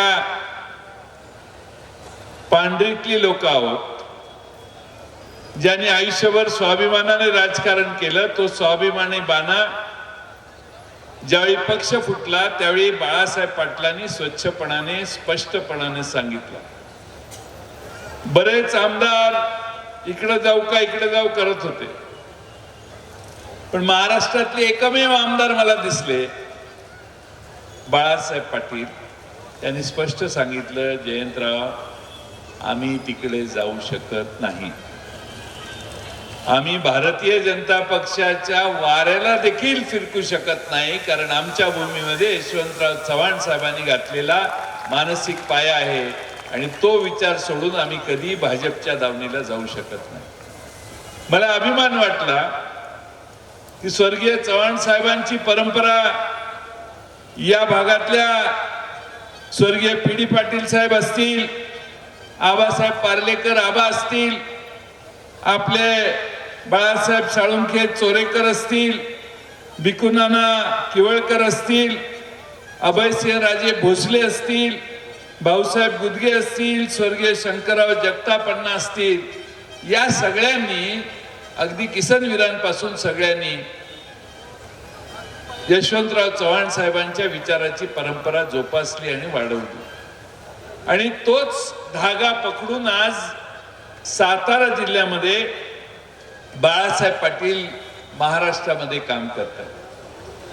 बाळासाहेब पाटील बोलायला मऊ असले तरी मुद्दा न सोडणारे. आणि कुणाचंही दुर्वर्तन खपून घेताना मी त्यांना कधी पाहिलेलं नाही. जो चुकला त्याचा चूक सांगण्याचं काम बाळासाहेब पक्षातही नेहमीप्रमाणे करत आले. आपण सगळ्यांनी मित्रांनो त्यांना अनेक वेळा निवडून दिलं, पण 2019ला बाळासाहेबांना पवार साहेबांनी मंत्रिमंडळात स्थान दिलं. आपला नेता राज्याच्या मंत्रिमंडळात गेलाय, सरकार पडलं ठीक आहे, पण आज महाराष्ट्रात आम्ही बघतोय महाराष्ट्रात आपलं पुन्हा सरकार येणार आहे. बाळासाहेब पाटलांना पुन्हा राज्याच्या मंत्रिमंडळात काम करून देण्याची जबाबदारी तुम्हा सगळ्यांची. आपला विकास हा आपणच करून घ्यायचा असतो आपल्या नेत्याच्या मार्फत, आणि म्हणून बाळासाहेबांच्या मागे आपण ठामपणानं उभा राहिलं पाहिजे. स्वर्गीय पी.डी. पाटील साहेबांच्या नंतर आपण सगळ्यांनी सह्याद्री कारखाना असेल किंवा आपल्या भागातल्या विकासाचे अनेक प्रश्न असतील ते सोडवण्यासाठी बाळासाहेबांनी अनेक कष्ट घेतलेले आहेत. तुम्हा सगळ्यांचा आशीर्वाद बाळासाहेबांना मिळणं हे अत्यंत गरजेचं आहे. आणि म्हणून माझ्यासारख्या कार्यकर्त्याची आपल्या सगळ्यांना विनंती आहे की बाळासाहेब आम्हाला सातारा जिल्ह्यात आणि पश्चिम महाराष्ट्रात प्रचाराला बाहेर पाहिजे. त्यामुळे तुम्ही गावं सांभाळली पाहिजेत, बूथ सांभाळले पाहिजेत. बाळासाहेबांनी बाहेर जायची इच्छा प्रकट केली तर त्यांना तुम्ही सांगितलं पाहिजे जावा, आम्ही गाव सांभाळतो. आपल्याला महाराष्ट्रामध्ये यंदा पवार साहेबांच्यामुळं या पक्षाला एक विशेष महत्व प्राप्त झाले. महाराष्ट्रातल्या वेगवेगळ्या भागात पवार साहेबांच्या मागे लोक उभी राहायला लागलेली आहेत, आणि अशा वेळी महाराष्ट्रात आम्ही अनेक नवीन चेहरे विधानसभेच्या निवडणुकीत देणार आहे.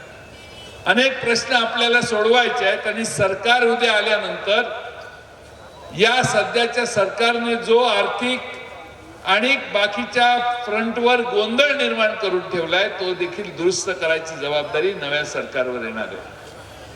भ्रष्टाचाराची परिसीमा सरकारने गाठली आहे. तुम्हाला माहिती आहे की नाही माहित नाही, पण अलिबाग वरून विरारला एक कॉरिडॉर सरकार करते, रस्ता करते. कुणी माईच्या लालानं मागणी केलेली नाही बरं का सरकारकडे की बाबा ह्यो रस्ता करा.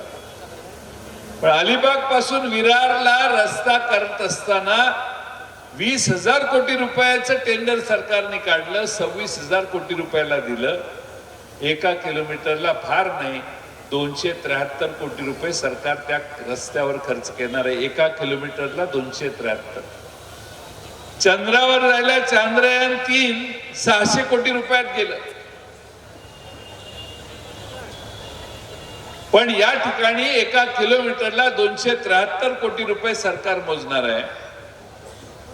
जालन्यापासून नांदेडला जाणारा रस्ता 11,000 कोटीचं टेंडर 15,000 कोटीला दिलंय. 1 किलोमीटरला 83 कोटी रुपये सरकार खर्च करणार आहे.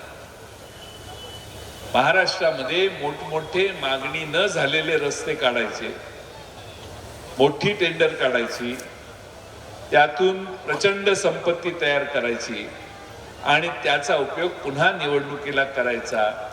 हे साधं गणित सत्तेत बसलेल्या लोकांनी स्वीकारलेलं. त्यामुळे 1 नंबर पासून गावातल्या तलाट्यापर्यंत कुणी कुणाला सोडल का नाही ह्याची शंका राहिलेली.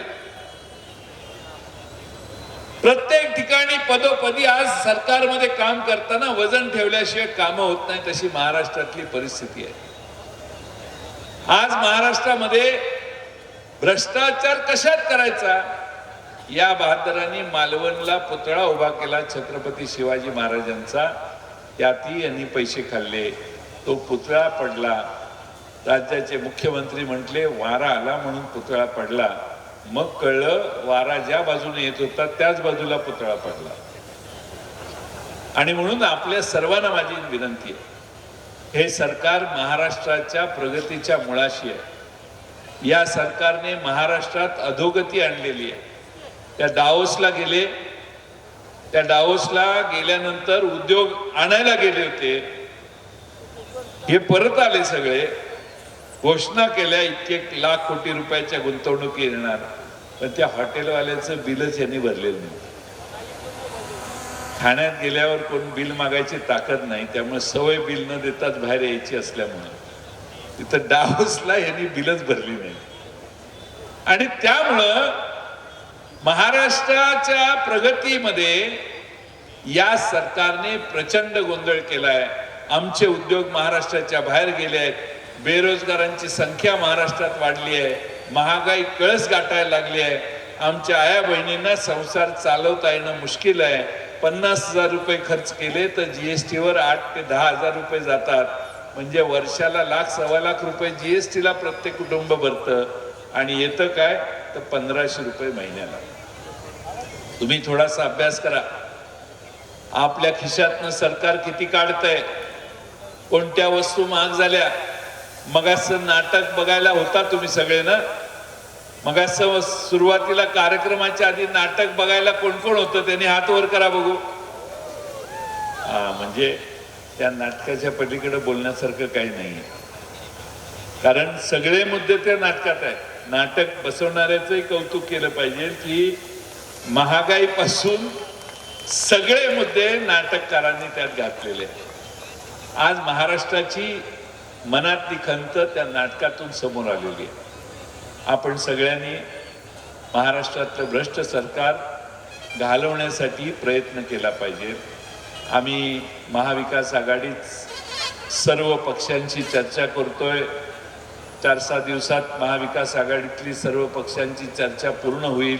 निवडणुकाही 2 दिवसात जाहीर होतील, तिकीटं जाहीर होतील आणि आपल्या सगळ्यांना कामाला लागायचं. माझी आपणा सर्वांना विनंती आहे की आपण सर्वांनी थोडेसे कष्ट घेतले पाहिजेत. या निवडणुकीत बाळासाहेबांना अडचणीत आणायचं अशी स्वप्न काही लोकांच्या मनात आहे. याव करू त्याव करू, आता लोकसभेला लीड कमी झालेला आहे त्यामुळे आता जमतंयच अशी दिवा स्वप्न काही लोक बघतायत. माझी आपणाला विनंती आहे की तुम्ही एकदा मनावर घेतलं, लोकसभा लय मनावर घेत नाही आपण, पण विधानसभा ही ग्रामपंचायतीसारखी तुम्ही लढली तर मला वाटतं बाळासाहेब पाटलांचा लीड 30-35 हजाराच्या वर जाईल. त्यामुळं या निवडणुकीत तुम्हा सगळ्यांना माझी विनंती आहे की उद्याच्या निवडणुका ताकदीनं लढा. या निवडणुका लढत असताना बाळासाहेब पाटलांच्या नेतृत्वाखाली या जिल्ह्यामध्ये जास्तीत जास्त जागा कशा येतील हे बघितलं पाहिजे. तुतारीची किंमत आता फार वाढलेली आहे. तुतारीवर लढण्यासाठी सगळे उत्सुक आहेत. आज फलटणला आम्ही तुतारी वाजवून आलो दुपारी 5 वाजता.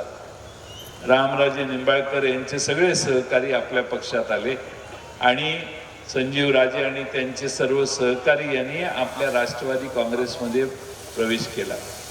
हळूहळू काल परवा भारतीय जनता पक्षात काम करणारे भारतीय जनता पक्षाला कंटाळून तुमसरचे एक माजी आमदार आपल्या पक्षात आले, जे उद्याच्या निवडणुकीत विजयी होतील असं साधारणपणाने चित्र दिसतंय. आम्ही सगळ्यांशी तिथल्या स्थानिकांशी बोलून निर्णय घेणार आहे. पण सांगण्याचा मुद्दा असा की महाराष्ट्रात पवार साहेबांच्या पक्षात गेलं तर आपल्याला भविष्य आहे असं आज पुन्हा एकदा लोक समजतायत.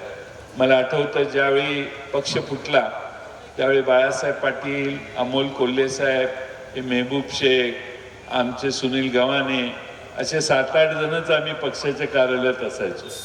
कुणी यायचं नाही आणि कुणी जायचं नाही. लोकच आम्हाला कानात सांगायची तुमचा निर्णय चुकलाय, ते बोलवतंय तिकडे जावा, असा पायावर धोंडा मारून घेऊ नका. मी म्हटलं हे निवडून आलेल्या मुठभर लोकांनी घेतलेला निर्णय. मतं दिलेले कोट्यावधी लोक महाराष्ट्रात आहेत, ज्यांच्या मतांची अवहेलना करणं योग्य नाही.